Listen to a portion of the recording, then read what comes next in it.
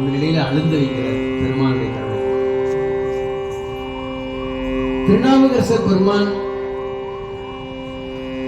அவருடைய பூர்வீக வரலாறு சிந்திச்சுட்டா நமக்கு எளிமையா புரியும். திரு கைலாயமலையிலே பார்வதி நமக்கெல்லாம் அருள் தரக்கூடிய பார்வதி அம்மையுடன் பரமேஸ்வர பெருமான் அமர்ந்து இந்த உலகம் உய்ய அருளாட்சி புரிந்து கொண்டிருக்கின்றார் கைலாயத்திலே. அத்தகைய கைலாயத்தை ஒரு சமயம் ராவணன் தரிசிக்க வருகின்றார். அது மிகச்சிறந்த சிவனடியார். அவருக்கு கைலாயத்தை பார்த்தோன்னே ஆசை வந்துருச்சு. இந்த கைலாயம் நம்ம ஊர்ல இருந்தா நல்லா இருக்குமே அப்படின்னு நினைச்சு அதை அப்படி நம்ம தூக்கிட்டு போய் இலங்கையில கொண்டு வச்சிடலாம் அப்படின்னு நினைச்சார்.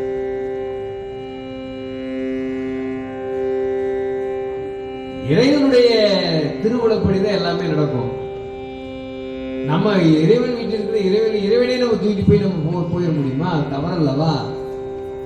அவருக்கு கொஞ்சம் ஆர்வம் கோளாறு, கொஞ்சம் ஆணவமும் இருக்கு. அவருக்கு எத்தனை அடியா இருந்தாலும் கொஞ்சம் ஆணவம் இருக்கும். அந்த சாமி தான் அந்த ஆணவத்தை போக்கணும். சாமி என்ன பண்ணாரு, கைலாயத்தை எடுக்கும்போது கைலாயத்துல பெரிய பெரிய மலையா 2 பெரிய கையை வச்சு அந்த கைலாய மலையில அப்படி பெயர்த்துக்கு எடுக்கிறாங்க. கையை உள்ள விட்டோன்னே சாமி உள்ள கைலாய உச்சியில பார்வதி உண்மேஸ்வரன் கண்ட பெருமான் தன்னுடைய வலது விரலில அந்த பெருவிரல் இருக்க பெருவிரல் வச்சு லேசா அப்படி லேசா ஒரு அமுக்கம். ஆங்கிலம் சொன்னா டச் சொல்லி ஆங்கிலம் தான் எல்லாருக்கும் ரொம்ப புரியுது. லேசா அவளை மாட்டிட்டு அழுகுறான். கைக்குள்ள போயிடுச்சு, உடம்புல பாய்க்குள்ள இருக்கு. மழையை நெருக்கினா அடியில இருந்து எப்படி யோசனை பண்ணி பாருங்க. இப்படி பல ஆயிரக்கணக்கான வருஷக்கணங்களா அழுதாலாம். எப்போ ராவணன்கிற பேர் காரண பெயர், எப்போதும் அழுது கொண்டு இருப்பவன் பேர். அதனால ராவணன் அப்படின்னு. எப்போதும் ஆயிரக்கணக்கான வருஷமா அழுதா எப்படி இருக்குன்னு யோசனை பண்ணி பாருங்க.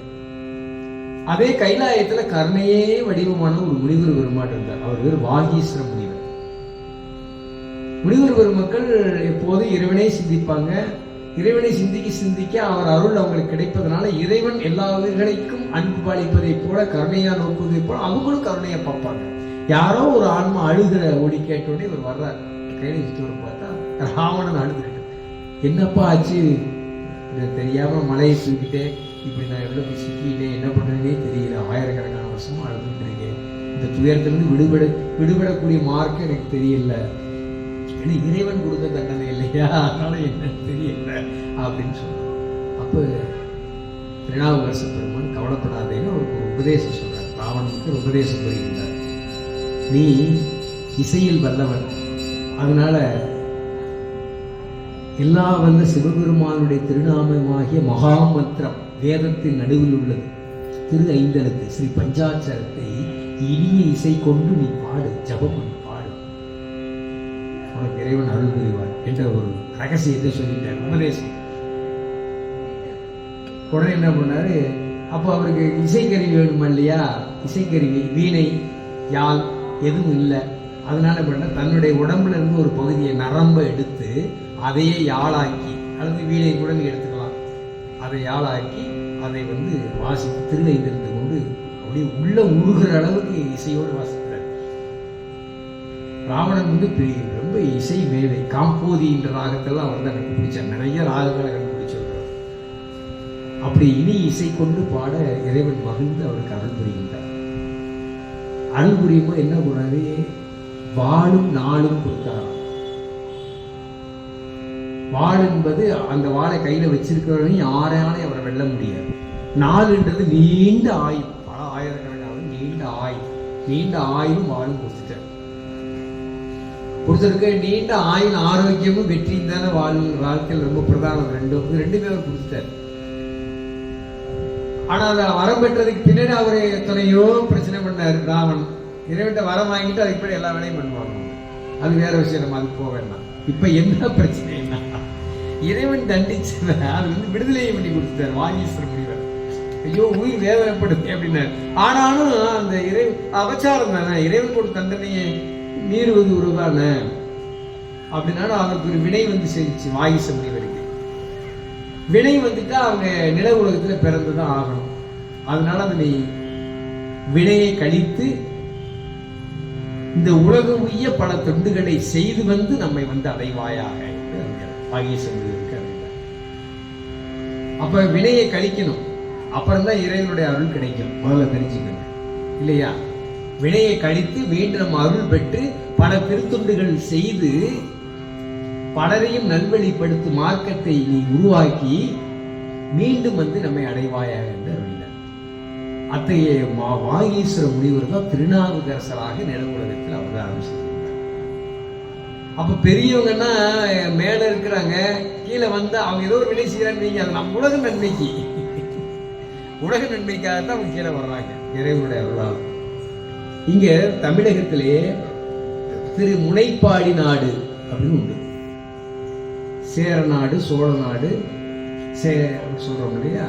சேர நாடு, சோழ நாடு, பாண்டிய நாடு, நமது கொங்கு நாடு, தொண்டை நாடு, காஞ்சிபுரம் சென்னையில தொண்டை நாடு, திருமுனைப்பாடி நாடுன்னு உண்டு. அது திருவண்ணாமலை மாவட்ட பகுதியில் இருக்குதுங்களா? திருவெண்ணைநல்லூர், திருவண்ணாமலை, இதெல்லாம் திருமுனைப்பாடி நாடு. அந்த திருமுனைப்பாடி நாடு மிகுந்த செல்வம் வளம் மிகுந்த நாடு. நீர்வளமும் நிலவளமும் செறிந்திருக்கும். சேக்கிழார் பெருமான ஒரு காட்சியை சொல்றாரு பாருங்க. அங்க நிறைய குளங்கள்லாம் இருக்குமா. குளங்கள் இருந்தா பெரிய பெரிய மீன் இருக்கும், வரால் மீன் சொல்லுவோம். பெரிய பெரிய அந்த வரால் மீன் துள்ளி துள்ளி குதிக்கும், நல்ல கம்பீரமா இருக்கும், நீளமா இருக்கும், துள்ளி துள்ளி குதிச்சு விளையாடும் வரால் மீன்கள்லாம். அந்த குளத்துக்குள்ள எருமை மாடுகள் நிறைய போய் அந்த வெப்பம் தாழாம அந்த குளத்துக்குள்ள போய் உட்காந்து வருவான். ஒரு 10 மாடு 15 மாடு இப்படி நிறைய குளங்கள் இருக்கும். குளத்துல வரால் மீன் இருக்கும், அதுல எருமை மாடு நீருக்குள்ள உட்காந்து குளிச்சுட்டு அந்த குளிக்குள்ள இருக்கும். கோடை வெப்பத்துக்கு தாங்க நீர்ல போய் நிற்கும் இல்லையா? நிற்குமா? அந்த எருமை மாட்டு மடியில இந்த வரால் மீனை குதிச்சு விளையாண்டதுல அந்த மடியை போய் முட்டிட்டு போகுமா. முட்டிட்டு போனோடனே இந்த மாடு என்ன நினைக்க, தன்னை கண்டுதான் பால் கேட்குது அப்படின்னு நினைச்சிட்டு பாலை சொரிஞ்சிருமா. அந்த குளங்கள்லாம் பாலா இருக்குமா, நீரும் பாலும் கலந்துருக்குமா. இப்படி செழுமையை சொல்றாரு. நீர்வளமும் நிலவளமும் செழுமையும் இந்த வளத்தை சேக்கிழார் பெருமான் பேசுறாரு. அங்க ஒண்ணுதான் தேய்ஞ்சிருந்ததான் அப்படின்னு சேக்கிழார். பெண்களுடைய இடை மட்டும் தேய்ந்திருந்ததான். பெண்களுடைய அந்த இடை தேய்ந்திருந்தா அவங்க ஆரோக்கியமா இருப்பாங்க.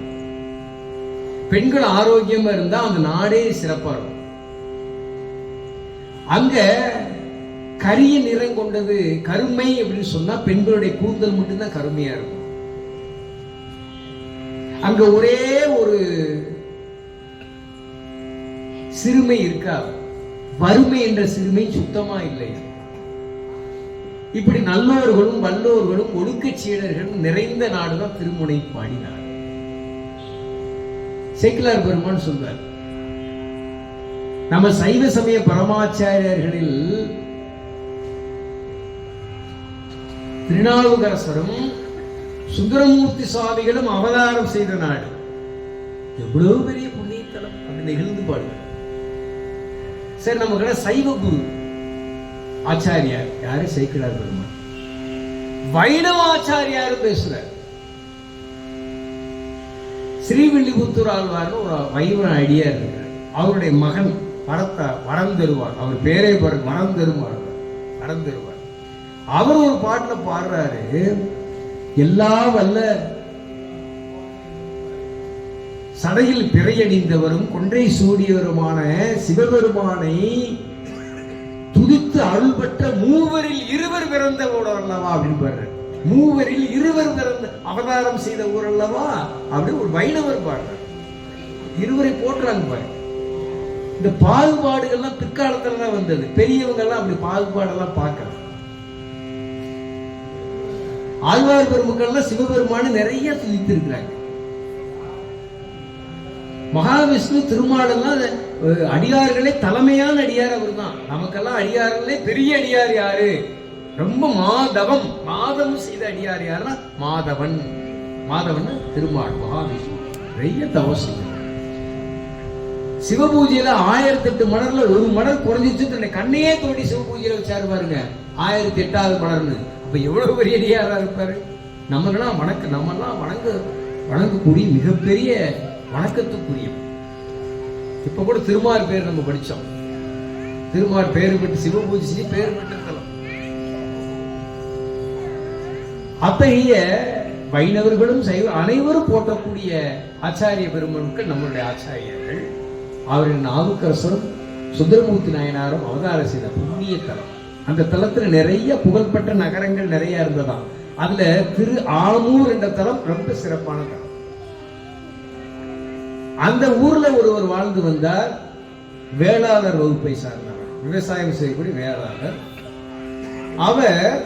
அவர் பேரை புகழனார். அவருடைய சிறப்பும் புகழும் ஊரெல்லாம் பரவி இருந்ததாம். அதனாலே அவர் புகழனார். அவர் கல்வி கேள்விகளையும் செல்வத்திலையும் தான தர்மங்களையும் மிகச் சிறந்து விளங்கினார். அவருக்கு ஒரு மனைவியார் உண்டு. அவர் பேர் மாதினியார். இவரை போல மாதி இனி யார் அப்படி பெண்களுக்கெல்லாம் தலைமையாக இருக்கக்கூடியவர் மாதி இனி யார் அப்படி மாதினியார். அவர்கள் அந்த இல்லறத்தை நல்லறமாக நடத்தி கொண்டார்கள். அவர்களுக்கு இறைவன் ஒரு அவருடைய அந்த தாயுடைய மணி வயிறு வாய்த்தது. 10 மாதம் சென்றது. திருமகனை விட அழகான ஒரு பெண் குழந்தையை பெற்றெடுத்தார். அந்த குழந்தைக்கு திலகவதி அப்படின்னு அருமையான பெயர் வச்சு போற்றி பாராட்டி வளர்த்தாங்க. அப்புறம் சில ஆண்டுகள் கொடுத்து ஒரு ஆண் மகவையும் பெற்றார். அவர் இந்த உலகத்தில் உள்ள இருள்களை எல்லாம் போக்கி விரட்டி அடிக்கக்கூடிய இளஞ்சூரியனாக அவதாரம் செய்தார். அவர் தான் மருள் நீக்கியார். அவர் தான் பின்னாடி திருநாவுக்கரசராக வருகிறார். மருள் நீக்கியார், மருள் இருள் நீக்கக்கூடியவர். அப்படி புற இருளையும் அக இருளையும் நீக்கக்கூடிய மருள் நீக்கியார் அங்க அவதாரம் செய்தார். அவரை போற்றி சீராட்டி பாராட்டி வளர்க்கிறார்கள். அப்படியே நாளும் பொழுதும் போச்சு. முதல் பெண்மணி திலகவதி அம்மையாருக்கு மனப்பருவம் வந்தது. திருமணம் செய்து மனப்பருவம் வந்தது. கல்யாணம் முடிக்கிறதுக்காக தயாராக இருந்தாங்க. அப்போது 63 நாயன்மார்கள் ஒருவரான கலிப்பகைய நாயனார் அங்கே இருந்தார். அதே நாட்டு மன்னருக்கு சேனாதிபதியாக இருந்தார். அவர் போர்க்கடைகளில் வல்லவர், உயர்ந்த சிவனடியார். அவர் அன்பும் அரணும் உடையவர். வள்ளுவர் சொல்லுவாங்க, சேக்கிழவர் அன்பும் அரணும் உடையவர். அவங்கதான் இல்லறத்துக்கு சிறந்தவர்கள். அன்பும் அரணும் உடைத்தாயின் இல்வாழ்க்கை பண்பும் பயனும். அது ஒரு இல்லறம் நடத்துறாங்கன்னா, கடவுள் மனைவி நடத்துறாங்கன்னா, அது என்னையா அவங்களுக்கு என்ன தகுதி முதல்ல வேணும்? அன்பும் அறமும் உடையவர்களாக இருக்க வேண்டும், அன்பானவர்களாக இருக்கணும், அறத்தில் இருக்க வேண்டும், அறச்செயலை புரிய வேண்டும். அறம்தான் முக்கியம். அறம் என்பது உயர்ந்த தர்மம், உயர்ந்த ஒழுக்கம். உயர்ந்த ஒழுக்கத்தில் நின்று அன்பு வாழ்க்கையை ஒரு நடத்தினா அதை விட உயர்ந்த தர்மம் உலகத்திலே கிடையாது. இல்லறத்திலே இருந்து இறைவனுடைய அருள் பெற்று முக்தியே பெறலாம். அதுதான் உண்மையான இல்லற நெறி. அந்த நெறியில் மிகச்சிறந்த தகுதியானவர்.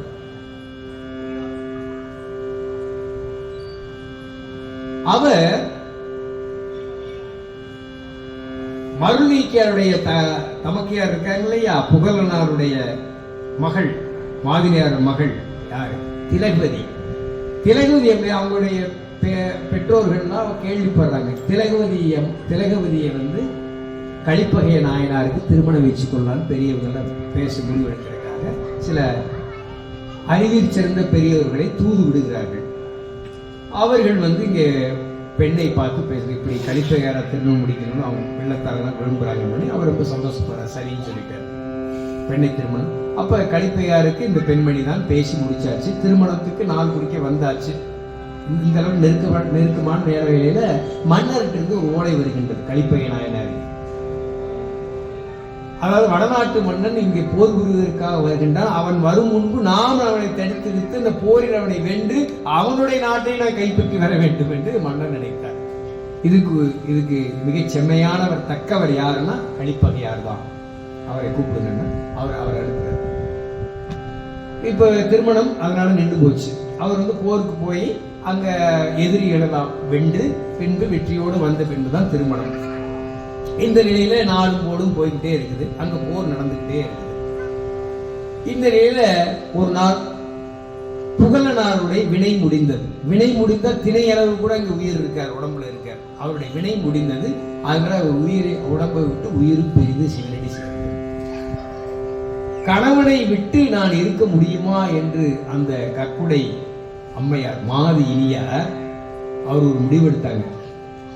நான் இங்க இருக்க மாட்டேன்னு சொல்லி அவரும் இறந்து போயிட்டார். இப்ப அப்பாவும் இல்ல அம்மாவும் இல்ல, ரெண்டு பேரும் தான். திலகவதி அம்மையார் இருக்கிறாங்க, தம்பி மல்லி 20 தான் இருக்கிறாங்க. இந்த நிலையில திலகவதி அம்மையார் ஒரு முடிவு எடுக்கிறாங்க, நம்மளுடைய தம்பியை நம்ம பார்த்து கொள்ளலாம் அப்படின்னு முடிவு எடுக்கிறாங்க. அந்த சமயத்துல அவருக்கு போருக்கு போனார் இல்லையா கலிப்பகையார், அவர் வீர மரணம் எய்தி வீர சொர்க்கம் எய்தி விட்டார் என்று செய்தி வருகின்றார். அவரும் இறந்து போனார். இந்த துக்கமான சூழ்நிலை இந்த அம்மையார் பண்ற என்ன நினைக்கிறாங்க, அவருக்கு நான் பேசி முடிக்கப்பட்டவர், ஆகவே அவருக்கு நான் மனைவி தான், கணவர் இறந்து போயிட்டார், நான் இந்த வாழ்ந்து பிரயோஜனம் இல்லைன்னு சொல்லி அவர் தன்னுடைய உயிரை மாய்த்து கொள்ள நினைக்கும் போது மறுநீக்க அவருடைய தம்பி விரைந்து வந்து அம்மா அப்படின்னு அவங்க தமைக்கு அவருடைய காலில் எதிர பிடிச்சிட்டாங்க. நீயும் இறந்து போய்விட்டா எனக்கு யார் இருக்கா, எனக்கு நீதான் தாயும் தந்தையும், நீதான் எனக்கு என்று கண்ணீர் மல்கி விண்ணப்பிக்கிறார். அது மட்டும் இல்ல, நீ அப்படியே நீ இறந்து போயிட்டேன்னு சொன்னா நீ இறப்பதற்கு முன்பு நான் இறந்து போய்விடுவேன் என்று சொல்லி அவருடைய திருவடி விழுந்து அழுகிறார். அப்போ தன்னுடைய தம்பிக்காக தன் உயிரை வைத்திருக்க வேண்டும் என்று நினைக்கின்றார். இப்படின்னு ஆளும்போது போதும் மறுநீக்கியார் என்ன பண்றாரு, நிறைய சொத்து வருது. அவங்களுடைய சொத்து எவ்வளவு அவங்களுக்கே தெரியாது, அவ்வளவு சொத்து பத்து இருக்கு. அவர் பார்த்தார். இப்ப பாருங்க, நல்லா பாருங்க, தாயும் இறந்துட்டாங்க, தந்தை இறந்துட்டாங்க, மனம் பேசினா அவரே இறந்துட்டாங்க. அப்ப இந்த மறுநீக்கியார் யோசிக்கிறார், அப்ப இந்த உலகம் நிலையாமை, எத்தனை காலம் நம்ம இங்க இருப்போம்னு யாருக்கும் தெரியாது, அந்த நிலையாமையை அவர் உணர்ந்து கொள்கிறார். இந்த உலகம் நிலையாமை, இந்த உடம்பு நிலையாமை, செல்வம் நிலையாமை, இளமை நிலையாமை, அப்படி எல்லா நிலையாமையும் அவர் இளமையிலே புரிந்து கொள்கிறார்.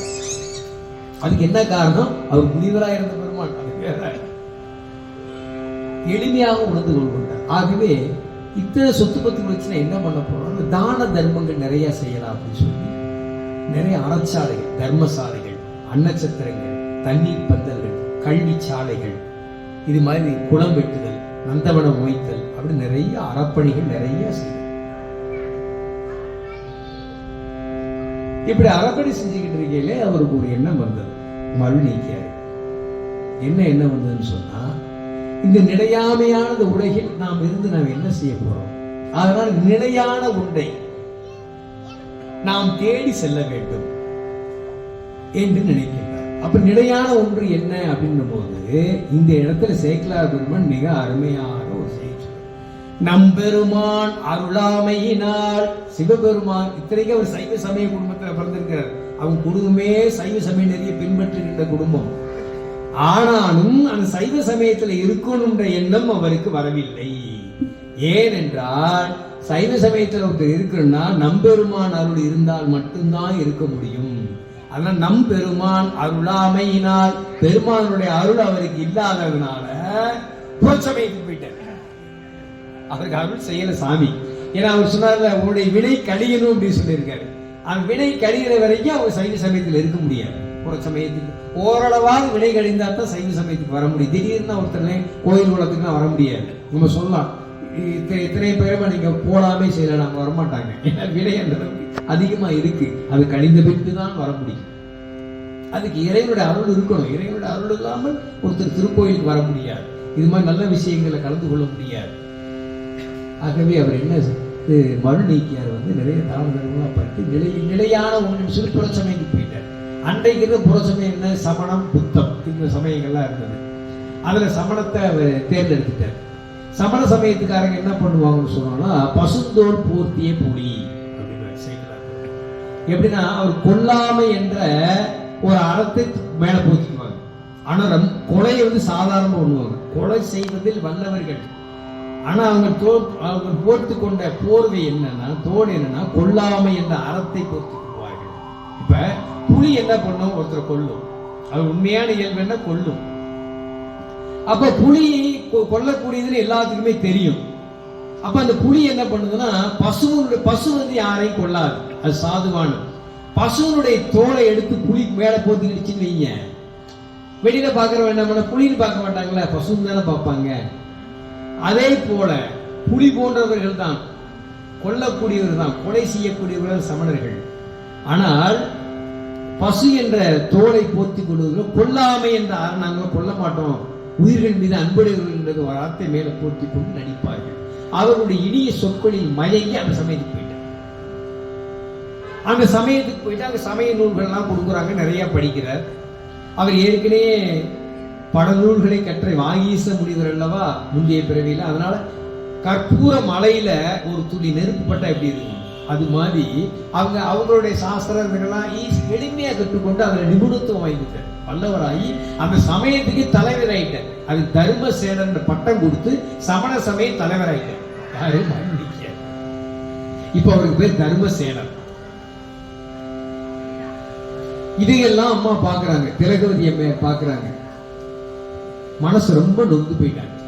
நொந்து போயிட்டு எல்லாத்தையும் எடுத்து திரு அதிகை வீரட்டானம் பண்ருட்டின்னு சொல்லுவாங்க. அங்குள்ள அருமையான சிவாலயம், புனித மிகச்சிறந்த புண்ணிய தலம், திரிபுரம் இருக்க தலம்.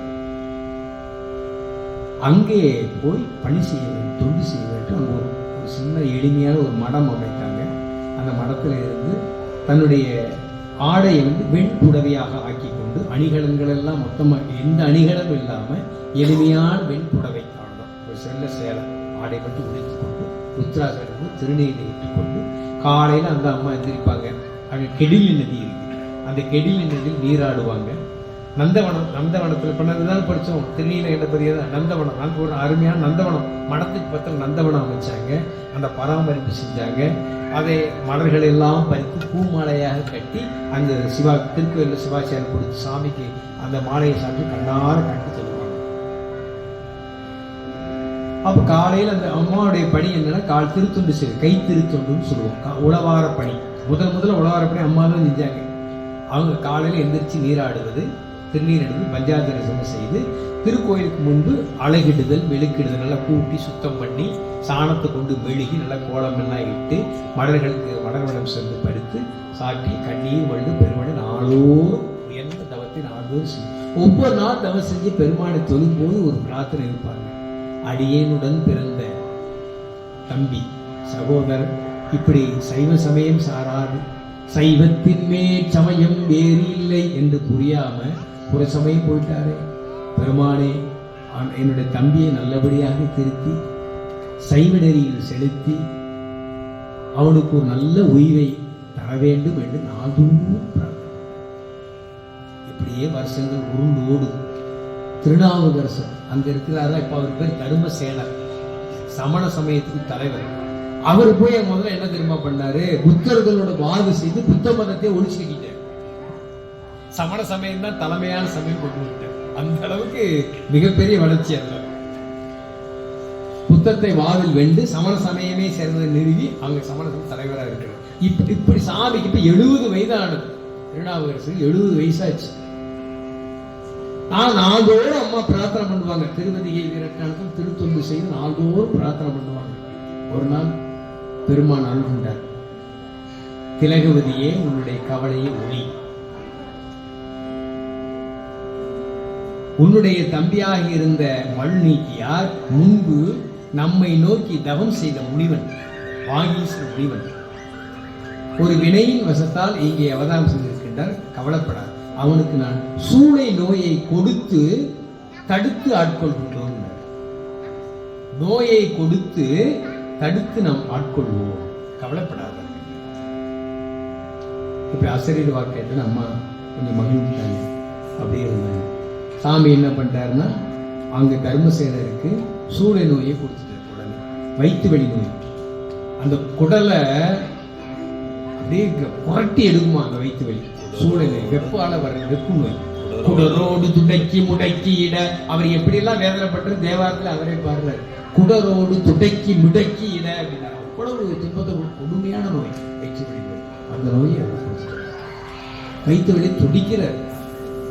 அந்த சமண சமயத்துல வைத்தியர்கள்லாம் இருப்பாங்கல்ல, சமண வைத்தியர்கள், அவங்களெல்லாம் கொண்டு வந்து எல்லா வைத்தியம் பார்க்கலாம், எதுவுமே சரியாகல. நோய் அதிகமாவதை தவிர குறையவே இல்லை. அப்படியே பார்த்தார். அப்பதான் மருநீக்க தன்னுடைய தமக்கையார் நினைச்சார், திலகவதியை நினைச்சார். திலகவதி நினைச்சோடையும் இரவு பொழுது யாருக்கும் தெரியாம நம்ம சமயக்காரனை கூப்பிட்டு, வாப்பா நீ போய் திருவதிகை வீரத்தாளத்தில் தமக்கையார் இருக்கிறாங்க, அவர்கிட்ட போய் என்னுடைய வேதையெல்லாம் சொல்லி அந்த நோயை உங்களால தான் தீர்க்க முடியும்னு சொல்லி என்னுடைய சகோதரியை நீ அழைத்து கொண்டு வா, உடனே அழைத்து கொண்டு வா, யாருக்கு தெரியாம அழைச்சிட்டு வா அப்படின்னு சொல்லி தூது விட்டார். சமையற்கார இரவோட போய் அம்மையாரை போய் அவங்க திருவடி வளர்ந்து இப்படி தங்களுடைய சகோதரர் அனுப்பினார். அம்மாவுக்கு தான் சாமி தான் சொல்லிட்டார்ல, அங்கு என்ன தீது நேர்ந்ததுன்னு கேட்டாங்க. தீது நேர்ந்ததோ, ஏதாவது கெட்ட விஷயங்கள் நடந்ததா அப்படிங்க, தீது நேர்ந்ததோ அப்படின்னு கேட்டாங்க. ஆமா, வயிற்று வலி நோயால் துடித்துக் கொண்டிருக்கின்றார், தாங்கள் வந்துதான் அருள வேண்டும் என்று கேட்க, தீதோரை காண்பதும் தீது, அதனால நான் இங்கே வரமாட்டேன் அப்படின்ட்டேன். நேரா போனார். அப்ப போய் தகவல் சொன்ன அந்த மண்ணிக்கு நினைச்சார், ஆமா பெரியவங்களை நாம தானே போய் சந்திக்கணும், அவங்க நம்ம எவ்வளவு பெரிய தமிழ் அப்படின்ட்டு அவரே இரவோடு இரவாக யாருக்கும் தெரியாம அவங்கெல்லாம் பாயை தான் உடுப்ப உடுத்திருப்பாங்க. இடுப்பாய் இருக்குல்லங்க, நம்ம பனை ஓலையே அப்படியே சரி கொஞ்சம் கொஞ்சமா சுற்றி பாய் மாதிரி வச்சு அதெல்லாம் தூக்கி வெளியில போட்டு இந்த வெள்ளை ஆடையை எளிமையா உடுத்தி போட்டு ஒரு வயிற்று வலி தாங்க நடக்க முடியல, கூட 2 பேர் சேர்த்துக்கிட்ட கை 2 பேர் தோல்ல வச்சுட்டு ஓரளவு நடந்து திருவதியை சேட்டான வந்துட்டாங்க. அதிகா சாமி அங்க வரும்போது என்ன தெரியுங்களா, இரவு முடிந்து பகல் தொடங்குற காலம், இருள் போய் ஒளி வர காலம். அவருடைய கரெக்டா வந்து 5 மணி எப்படிங்க, இருள் போய் ஒளி வர காலம்.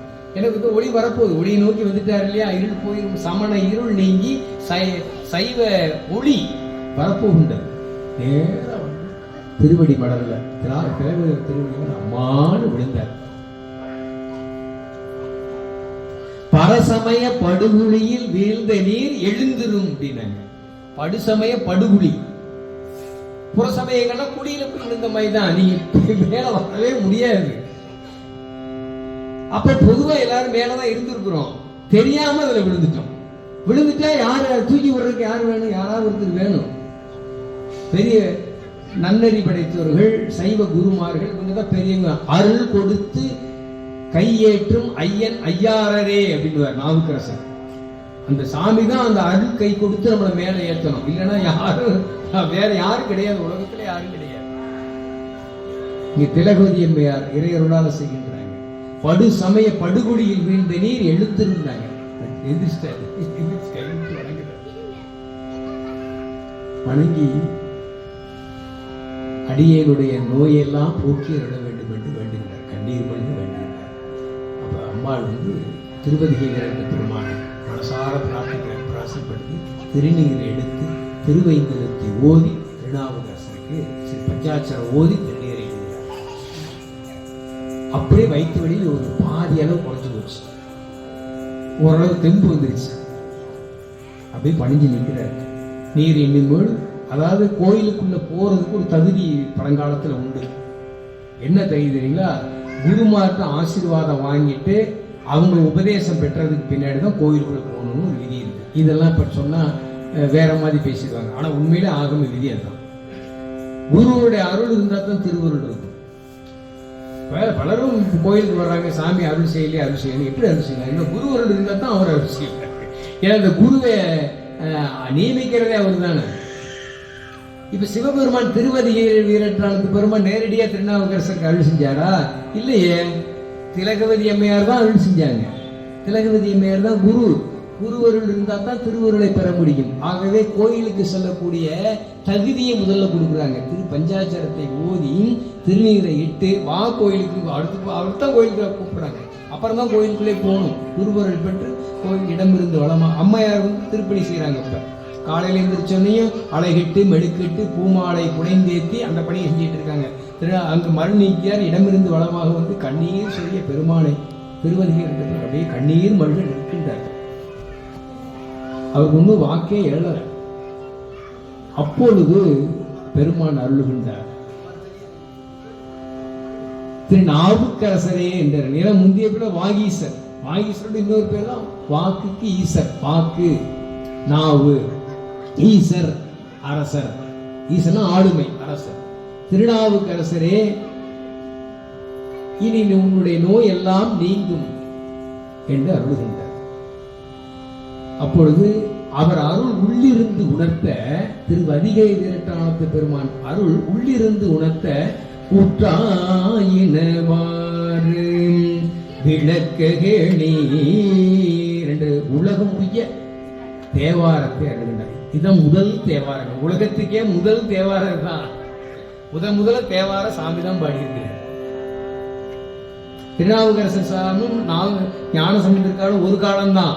ஆனா முதல்ல அப்படின்னு சொன்னா திருநாவுக்கரசர் தான் முதல்ல அருளி செய்தார். ஆடி பதிக நிறைவான அவர் வயிற்று வழி முற்றிலுமாக நீங்கியது. இறைவனோட அருள் அவருக்கு பரிபூர்ணமாக கிடைத்தது.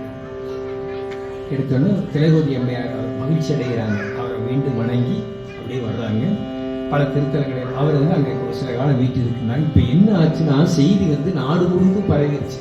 இப்ப இவருடைய பேர் திருநாவுக்கரசர். முதல்ல மருள் நீக்கியார், இரண்டாவது தர்மசேனர். இப்ப இறைவன் அவருக்கு கொடுத்த நாமம் திருநாவுக்கரசர். தீட்சா நாமம் சொல்லுவோம். இறைவனே அவருக்கு நாம தீட்சா நாமம் திருநாவுக்கரசர் நாமம். அந்த நாமம் கொடுத்து உலகமெல்லாம் பரவிடுச்சு.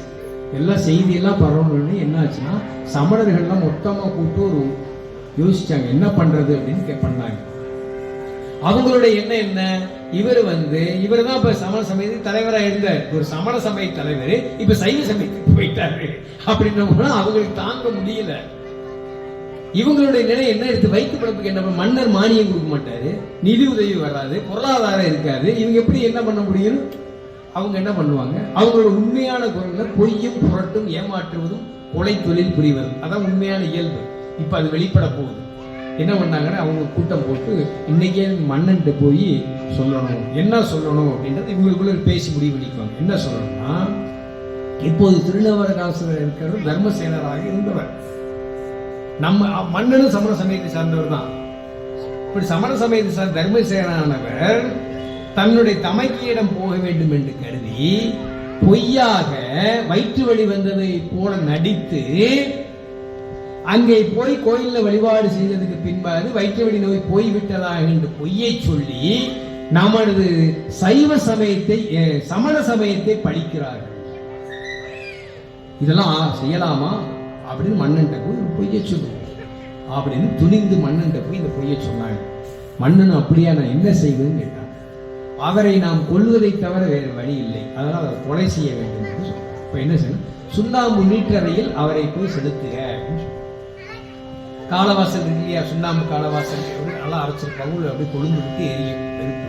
அதுக்குள்ள பெரிய முன்னாடி இருந்து கேட்டு ஒன்று இருக்கும், அதுக்குள்ள ஒரு அமர வச்சு நல்லா பூட்டி அரசாங்க முத்திரையும் பதிச்சிட்டாங்க, சீல் வச்சுட்டாங்க. இப்படி 7 நாள் இருக்கும். 7வது நாள் கதவை திறந்து பாருங்கன்னு மன்னன் ஆணை. 7வது நாள் திறந்து பார்த்தாங்க. அங்க உன்னை விட பசுமையா ஃப்ரெஷ் சொல்லுவோம்ல, அன்றளந்த மலர் போல ஆனந்த வெள்ளத்துல அவர் திளைத்து நிற்கிறார். எல்லா வல்ல சிவபெருமானுடைய கமல மலர் பாதம், அம்பலவாணருடைய பாதத்தை தன் திருமடிவேல் வைத்து தியானித்ததுனால அப்படியே நெருப்பு அவரை சுடல, தாக்கல.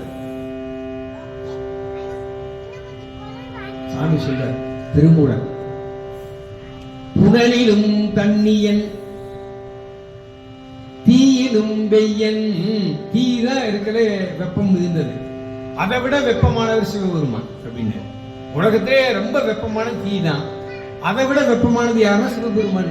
தீயிலும் வெய்யன் புனலிலும் தண்ணியன். புனல்லாம் நீர், நீர் தான் குளிர்ச்சி கொடுக்கும். நீரை விட குளிர்ச்சி தரக்கூடிய உலகத்தில் ஏதாவது பொருள் இருக்கா? இல்ல. ஆனா அது நீரை விட குளிர்ச்சி தரக்கூடிய ஒரு சிவபெருமான். பாருங்க, நீரை விட குளிர்ச்சியானவனும் அவர் தான், தீயை விட வெம்மையானவன் அவர் தான். அப்படின்ற போது அவரை சார்ந்தவர்களுக்கு வெப்பு என்ன செய்யும்? திருமூலர் வாக்கின்படி என்ன செய்யும்? அப்படியே இருக்கு. எல்லாருக்கும் ஆச்சரியம், மன்னருக்கு ஆச்சரியம். ஆனா சமணர்கள் எல்லாம் மன்னன் என்ன சொன்னா, நம்மிடம் கற்றுக்கொண்ட மந்திரங்களை வைத்து அவர் பிழைத்துக் கொண்டார். அதனால உடனே விஷத்தை அவர் அறிந்து வைக்க வேண்டும். ஒரு பாடல விஷத்தை கலந்து அவர் கொடுத்தாங்க. எல்லாம் சிவச்செயலை என்று கருதினார். விஷத்தையே உண்ட சிவபெருமானுடைய இனியாருக்கு அந்த விஷயம் என்ன செஞ்சது? ஒன்றும் செய்ய. மன்னன் பார்த்தா என்ன பிடித்து கொண்டாரு, இதெல்லாம் சரி வராது மன்னா, இதுக்கும் நம்ம மந்திரங்கள் தான் காரணம். அதனால நம்ம மந்திரங்களை நன்கு கற்றுவிட்டார். அதனால நம்ம கொடிய முறையில் அவரை கொலை செய்ய வேண்டும். அதுக்கு என்ன செய்வது? மதம் பிடிச்ச யானையை ஏவி அவருடைய தலையை இடறி விடுவது.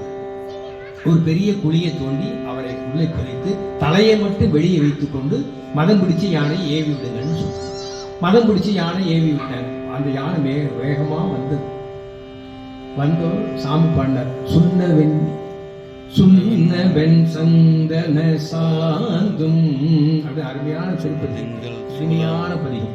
அந்த பதிகம் பாடினோடனே யானை என்ன பண்ணுது? 3 முறை வலம் வந்து அவரை வணங்கி கும்பிட்டு போயிடுச்சு. கூட வந்த அந்த சமணர்களும் அந்த பாகர்களுக்கெல்லாம் கோபம் பண்ணி அந்த குத்தூசி இருக்கும்ல, அதெல்லாம் வச்சு குத்தி படைவனே அவரை நோக்கி செலுத்துறாங்க. அந்த யானைக்கு கோபம் வந்து அந்த செலுத்துற யானை சமணர்கள் 4 மீதி மிதிச்சுட்டு ஓடிடுச்சு. மன்னன் வந்து பார்த்தா என்ன செய்யறது?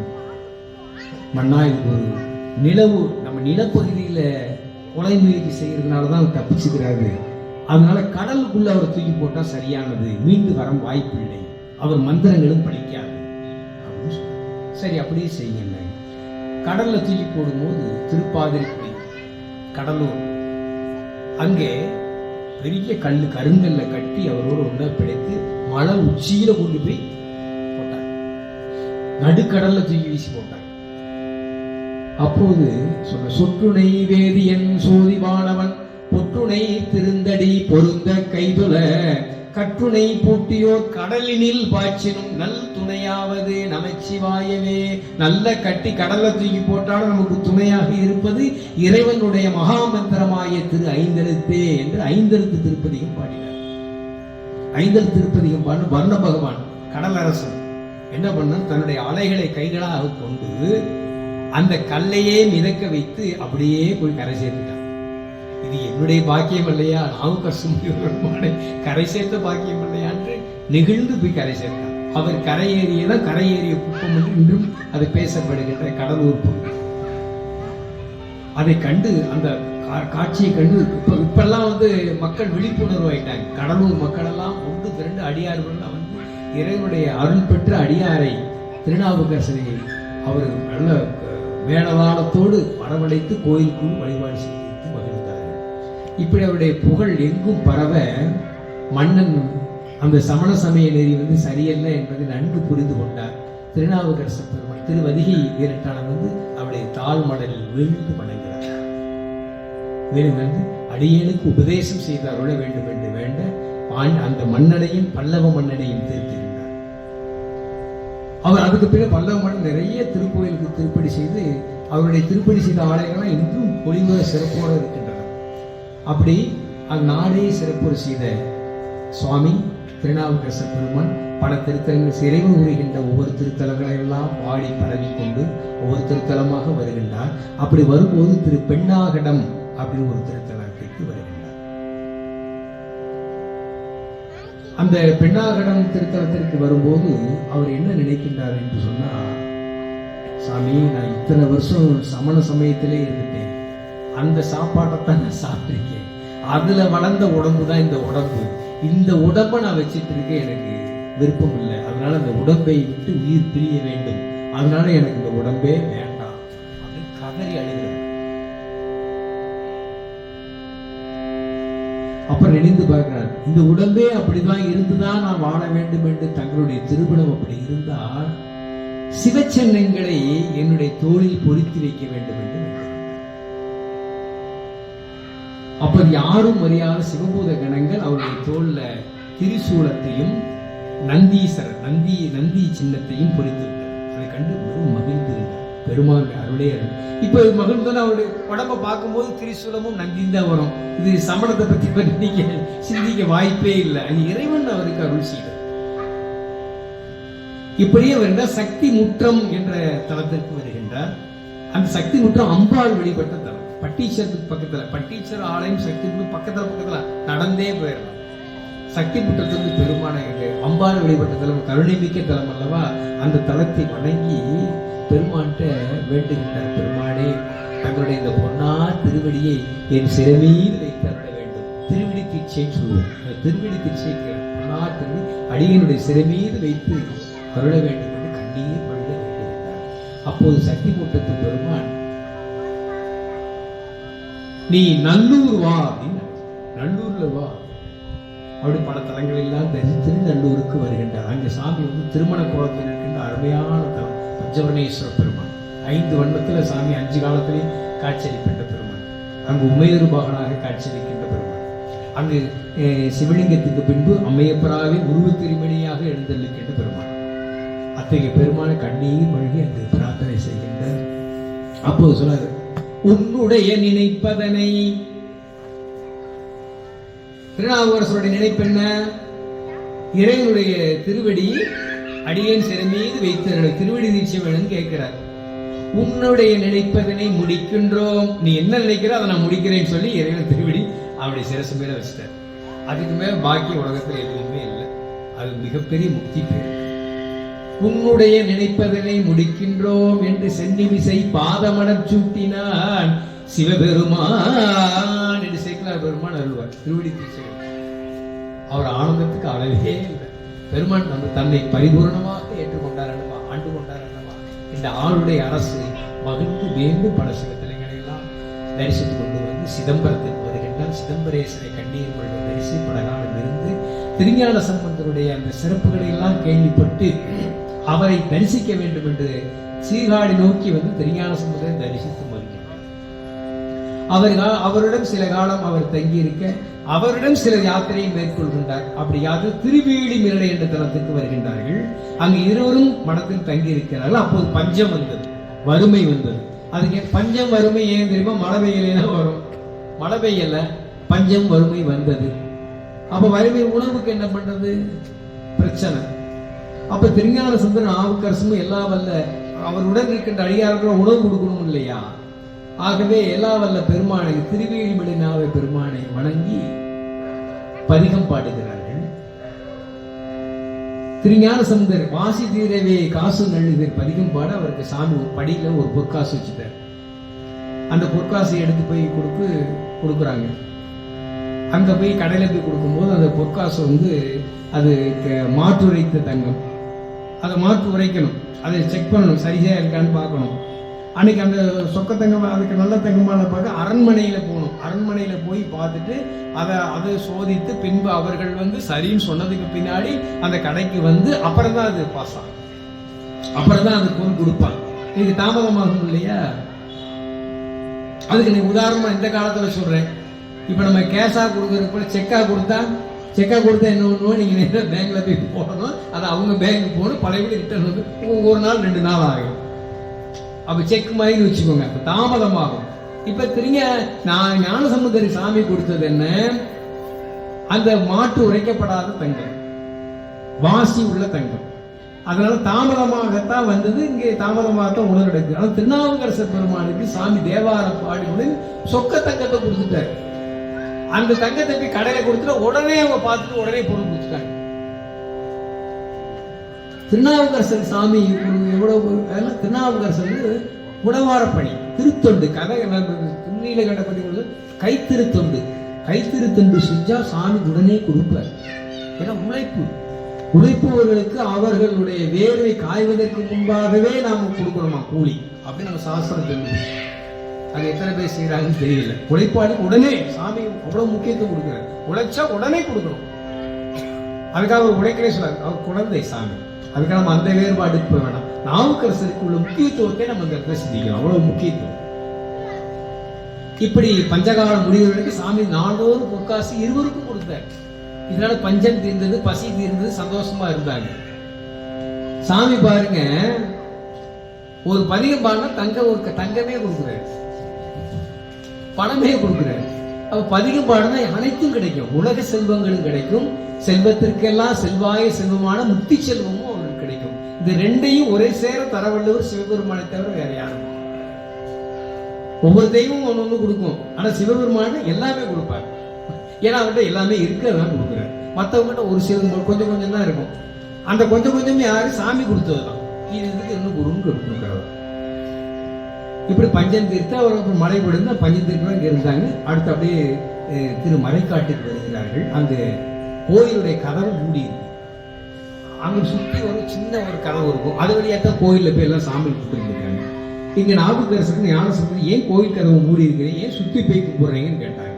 இது வேதங்களால் ஒரு காலத்தில் ஓதப்பட்டு அந்த கதவு மறைக்கப்பட்டு அடைக்கப்பட்டிருக்குது, அதனால யாராலையும் திறக்க முடியலேன்னு சொன்னாங்க. அப்ப திருஞான சம்பந்த பெருமான் நாவுக்கரசர் பெருமான், அப்பர் பெருமானே தாங்கள் திருப்பதிகள் அருளுங்கள், அருளி செய்து இந்த கதவை திறங்கள். நாவுக்கரசர் ரொம்ப பயந்துட்டாரு, அச்சம் வந்துருச்சு. இருந்தாலும் ஞானசம்பந்தருடைய ஆணை என்று ஏற்றுக்கொள்கின்றார். அந்த யானை என்று ஏற்றுக்கொண்டு அவருடைய யானை சிறை மீது கொண்டு அங்கு திரு மறைக்காட்டு மணாரனை வணங்கி, பண்ணினேர் மொழியால் உமை வங்கரோ, மண்ணினார் வளம் செய் மறைக்காடரோ, கண்ணினால் உமைக்கான கதவினை திண்ணமாக திறந்து அருள் செய்வினே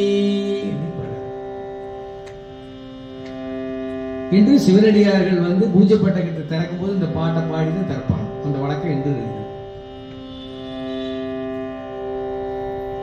நம்ம இந்த பதிகம் பாடுனா சிறப்பு பாருங்க. இப்ப நம்ம ஒரு பூட்டிட்டு கதவு முன்னாடி பாடி நம்ம திறக்கணும்னு நினைக்க வேண்டியதில்லை. அதை விட எப்போதுமே இறுக்கமா ஒரு கதவு, மனக்கதவு பூட்டப்பட்டிருக்கு. இதை யாராலையும் திறக்க முடியல. நம்ம மனக்கதவை யாராலையும் திறக்க முடியல. அந்த மனக்கதை அவ்வளவு இறுகி பூட்டி நிற்குது.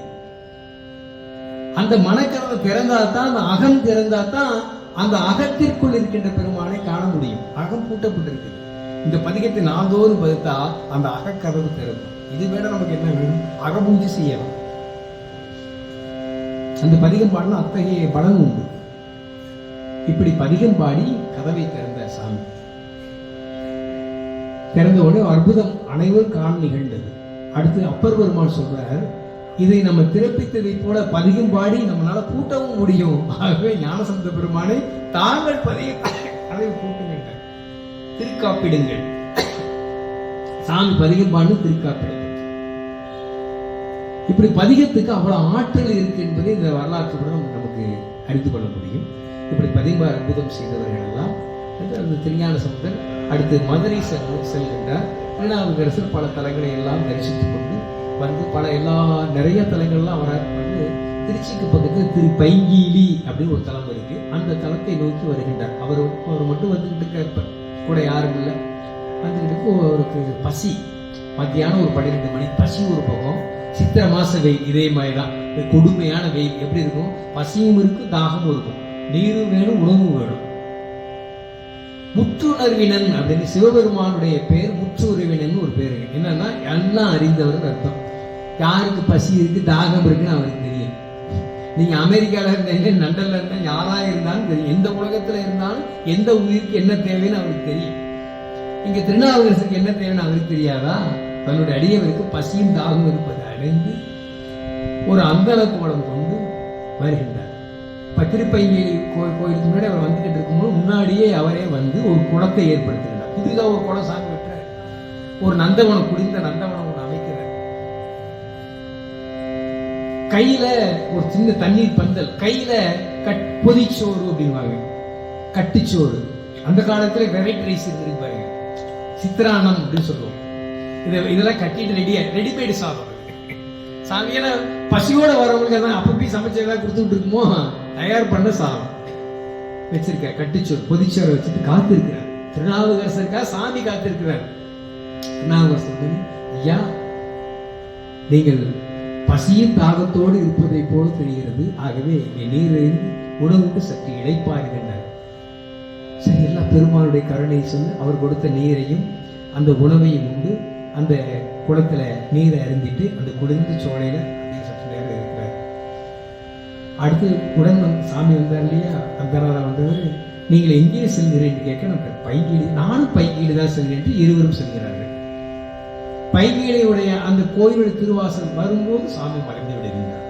அது பெருமானே நமக்காக குளம் வைத்து நீர் சாலை வைத்து பொதிச்சோறும் கொடுத்திருக்கிறாரே என்று கண்ணீர் வழுவி அது திரு பைங்கீழி பெருமானை துதித்து மகிழ்கின்றார். அடுத்து உங்களுக்கு எல்லாம் தெரியும், திருக்கலூர் வருகின்றார். அங்கு அப்பூதியடிகள் இல்லத்திற்கு வருகின்றார். இல்லத்திற்கு ஒருவேளை உணவு அருந்த வேண்டும் என்று கேட்க, அந்த உணவுக்கு ஏற்பாடு செய்ய, அந்த நேரத்திலே அவருடைய மைந்தர், அப்பூதியடிகள் மைந்தரை பாம்பு தீண்ட, அந்த குழந்தை இறந்து போய்விட, இப்ப உணவு ரெடியா தயாராக அந்த இடத்துல திருநாவுக்கரசர் வர, திருநாவுக்கரசன் ஒரு குழந்தையை பக்கத்திலே குறித்து கொண்டுதான் உணவு உண்பேன் என்று சொல்ல, அவன் உங்களுக்கு உதவ மாட்டான் சாமி என்று கண்ணீர் கொண்டு, என்ன விஷயம்? பாம்பு தீண்டி இறந்து விட்டான்.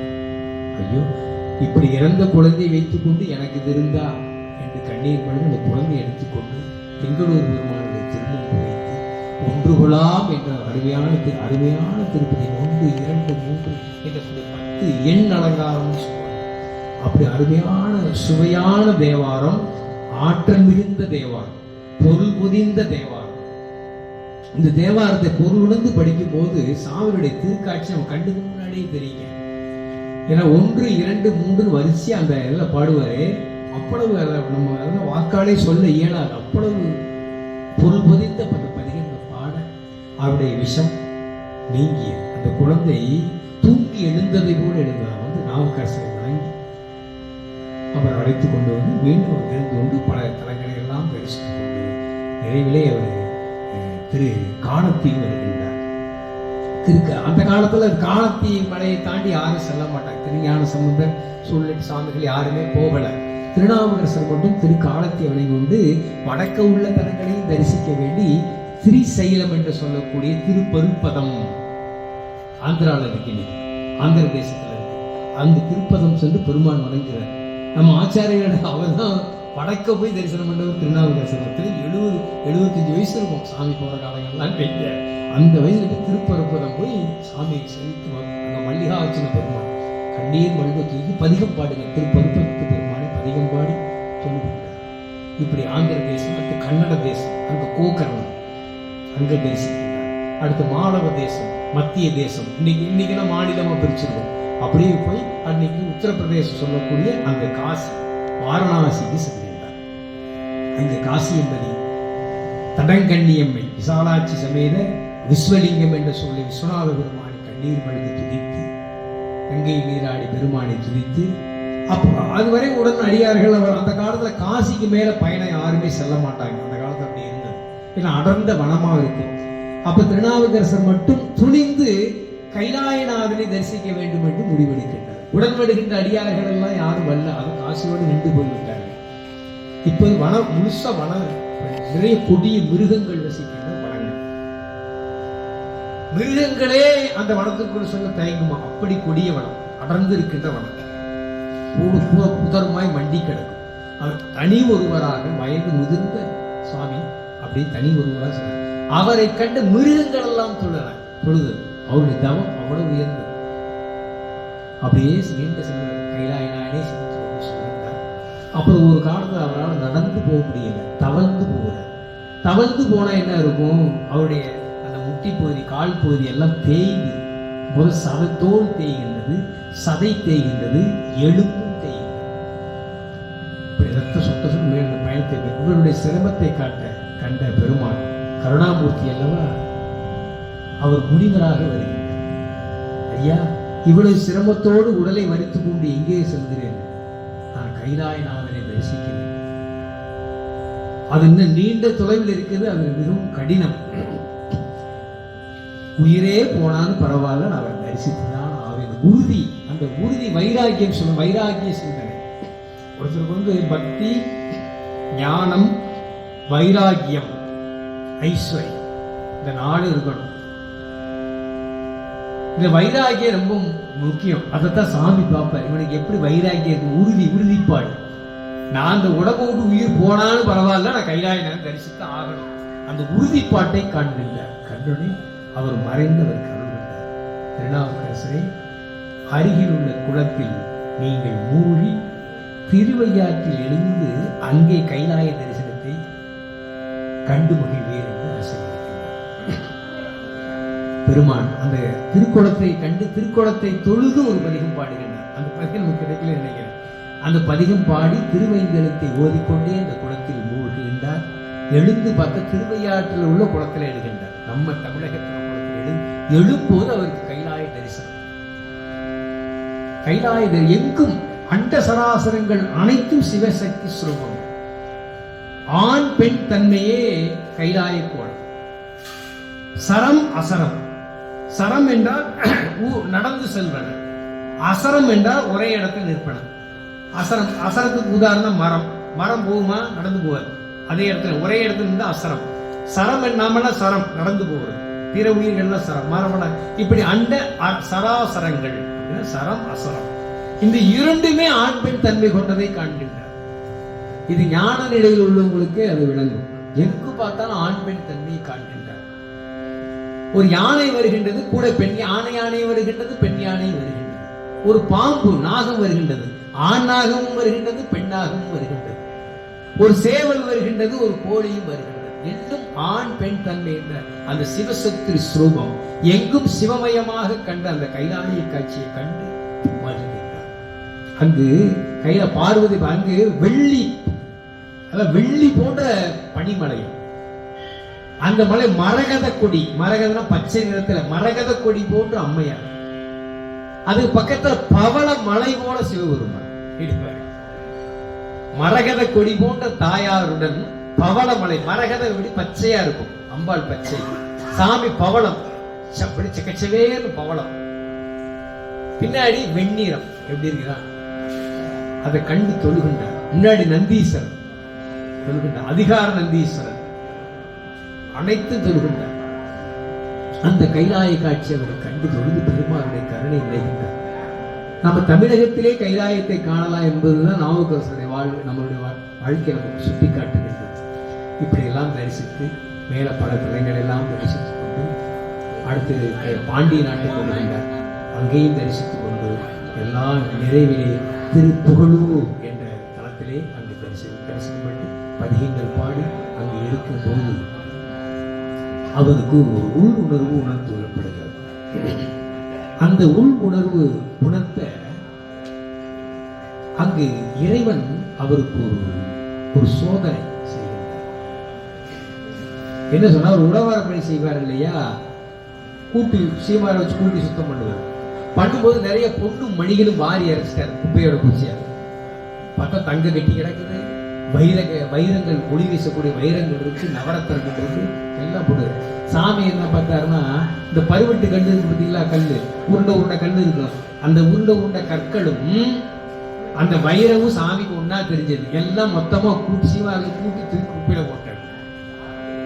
ஓடும் பொண்ணும் ஒக்கவே நோக்குவர். அவருக்கு ஓடும் ஒண்ணுதான், பொண்ணு ஒண்ணுதான், தங்க கட்டியும் ஒண்ணுதான், வைர கட்டியும் ஒண்ணுதான், சாதாரண மண்ணும் ஒண்ணுதான், அதுல இருக்க கல்லும் ஒண்ணுதான் அப்படின்னு மொத்த எல்லா நிலத்தின் தத்துவத்தின் கூறுகள் சீமாறு கூட்டி மொத்தமா வீசி இருக்கு. இப்ப அவருக்கு மண்ணாசையும் இல்லை, பொன்னாசையும் இல்லை. அடுத்து என்ன பண்ணாரு, தேவலோகத்து அரம்பையர்களை எல்லாம் அவருக்கு முன்பு ஆட வச்சார். அவங்க விதவிதமா ஆடுறாங்க, அவரை ஈர்க்கும் பண்ண பலவிதமா ஆடுறாங்க. அவர் அவங்களெல்லாம் ஒரு சட்டையே பண்ணல, ஒரு உருட்டாவே நினைக்கல. கடைசியில் அவருடைய திருவடியை வணங்கி வீழ்ந்து வணங்கிட்டு அவங்க கையில அவங்க தேவலோகம் போயிட்டாங்க. இப்ப மண் பெண் பொன் எந்த பற்றும் அவருக்கு இல்லை. இந்த நிலையில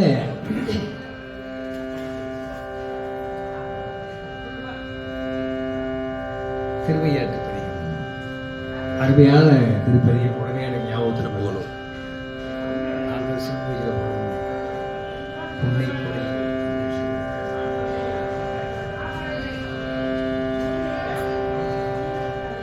புன்னை பொழில் செய்வது கேள், என்னை பிறப்பறுத்து என்பினை கட்டறுத்து ஏழ் நரகத்தில் கிடக்கலுட்டான் சிவலோகத்தில் இருத்திடுமே. அருமையான இந்த பதிவு. திருப்போலூர் பெருமானே, என்னை பிறப்பறுத்து, என்னுடைய பிறவி வேறறுத்து என்னை சிவலோகத்தில் தங்களுடைய திருவடி நிலையில் வைத்தருள வேண்டும் என்ற அருமையான திருப்பதிகத்தை ஓதுகிறார். புன்னை பொழில் புகழூர் பெருமான் அப்படின்னு சொல்லுவார். இந்த பதிகத்தை விநாயகர் ரொம்ப சிறப்பான பதிகம், நல்ல சாமி அவர் பண்றாரு நினைக்கிறேன். அந்த பதிகம் அவ்வளவு சிறப்பு உண்டு. இந்த பதிகம் பாடினா அவங்களுக்கு முக்தி பேர், கடைசியில தான் அதை பாட முடியும். இது சிவ பூஜையில் நிறைவுல அடியார்கள் பாடுற பாட்டு. கடைசியா இந்த பாட்டு பாட்டு நிறைவு பண்ணுவாங்க. சாமி அதுக்கு அடுத்து ஆசீர்வாதம் பண்ணுவார். என்னை பிறப்பறுத்து என் வினை கட்டறுத்து ஏழ் நரகத்தில் கிடக்கலொட்டான் சிவலோகத்தில் இருத்திடுவே என்று பாடி நிறுவன இறைவன் அருள். அவருக்கு அந்த உணர்வு வருகிறது. இந்த பதிகம் பாடினோடனே அவருக்கு இன்பம் பெருக்கெடுத்து ஓடுது. அந்த இன்பத்தை வாக்காலே சிவானந்தம் சொல்லுவாங்க. அந்த சிவானந்த அந்த இன்பத்தை திளைச்சி நிற்கிறாரா, அந்த திளைச்சி இருக்கும் போதே சிவலோகம் சென்று விடணும்னு நினைக்கிறார். நினைச்ச உடனே நான் இப்ப என்னுடைய கை கால்கள் நல்லா இருக்கு, நான் உணர்வு பூர்வமா இருக்கின்றேன், என்னுடைய கால் நல்லா கேட்குது, கண் பார்வை நல்லா இருக்கு, என் உடல் உறுப்புகள் எல்லாம் நல்ல செயல் வடிவத்தில் இருக்கு. இந்த நிலையிலே இறைவா உன்னுடைய நான் திருவடி அடைய வேண்டும் என்று எண்ணுகேன், என் சொல்லி எண்ணுகேனோ என் பெருமான் திருவடியே எண்ணினல்லால் உன்னுளே 9 வாசல் வைத்தாய், ஒக்க அடைக்கும் போது உணரமாட்டேன், புண்ணியா உன்னடிக்கே போதுகின்றேன், புகழூர் மேவிய புண்ணியனே. பெருமானே, இப்ப என் உடல் உறுப்பு நல்ல வேலை செய்யுது, ஆனா மரண தருவாயில் ஒருத்தருக்கு என்ன நடக்கும் எனக்கு தெரியும். உடம்புல 9 வாசல் இருக்கு, 9 துவாரம் இருக்கு. ஏதாவது 2 துவாரத்தை படைங்க, ஒண்ணும் இல்ல, மூக்குல 2 இப்படி அடைச்சு பாருங்க, எவ்வளவு நேரம் அடைக்க முடியும்? மொத்தமா அடைச்சா அவ்வளவுதான், உடம்பு விட்டு உயிர் போயிடும். இப்படி 2 வாசலை அடைக்கும் போதே இவ்வளவு சிரமமா இருக்கும். 9 வாசலை அடைக்கப்பட்டா 9, அப்ப மரண தருவாயில அப்படிதான் 9 வாசலும் ஒக்க அடைக்கப்படும் போது உணரமாட்ட ஒன்றுமே உணர முடியாது. அப்பொழுது நிலை வருவதற்கு முன்பாகவே பெருமானை இப்போதே என்னை அழைத்துக்கொள், சிவலோகத்தில் உன்னுடைய திருவடி நிலையிலே வைக்க வேண்டும் என்று தேவாந்த தேவனை தேவரெல்லாம் திருவடி மேல் அலறிட்டு தேடி நின்று நாவாந்த மறை பாடி நட்டம் மாடி நான் புகழும் இந்திரனும் மாடும் போட்ட காவாந்த கனகச்சோலை காண பேராய் களிக்குண்டத்து உச்சியாய் கடவுளே நின் பூவாந்த பொன்னடிக்கே போதுகின்றேன், பூம்புகழூர் மேவிய புண்ணியனே என்று பாடி அருளவும் அந்த கணத்தில் இது பாடுற சித்திரை மாதம் சதய நட்சத்திரம் வருகின்ற புதன்கிழமை தான். அந்த புண்ணிய திருநாளில் இந்த பதிகம் பாடி அருளும் அந்த கணத்திலே அவர் சிவலோகம் அடைந்து எல்லா வல்ல சிவபெருமானுடைய திருவடி நிழலில் இருப்பதிலா அவ்வளவு இன்பத்தை தரத்தருது. அவ்வளவு இன்பத்தில் அவர் ஆளுடைய அரசராக திருவடி நிழலில ஆளுடைய அரசராக அமர்ந்து என்றும் என்றும் பேரின்ப பெருவாழ்வை பற்றி திளைக்கின்றார் என்று சேக்கிரார் பெருமான் அல்வார். அத்தகைய புனித திருநாள் தான் வருகின்ற புதன்கிழமை வருகின்றது. சித்திரை சதை அத்தகைய புனிதமான திருநாள். அந்த திருநாளை திருநாவுக்கரசர் பெருமானை வணங்கி அவருடைய குருவருடைய நாம் பெற்றோமானால் இறைவனுடைய அருளை பெறுவது மிக எளிது. அவர்களுடைய குருவருடும் திருவருடும் ஒருத்தருக்கு இருந்தா இம்மை பயன் நல்லா இருக்குங்க. நில உலகத்திலே நல்லபடியா அவங்க வாழ்வாங்க. அவங்களோட உடல் உயிரை விட்டு பிரிந்த காலத்தில் அது சிவலோகம் சென்று எப்போது இன்ப நிலையிலே அது வாழக்கூடிய அந்த பெரும் பாக்கியம், முக்தி பேரு, வீடு பேரு, சிவப்பேரு, சிவானந்தம் என்று சொல்லக்கூடிய அந்த பெரிய பேற்றினை அது பெறும் என்பதை நாம் எந்த விதமான அதில் ஐயமும் இல்லை என்பதை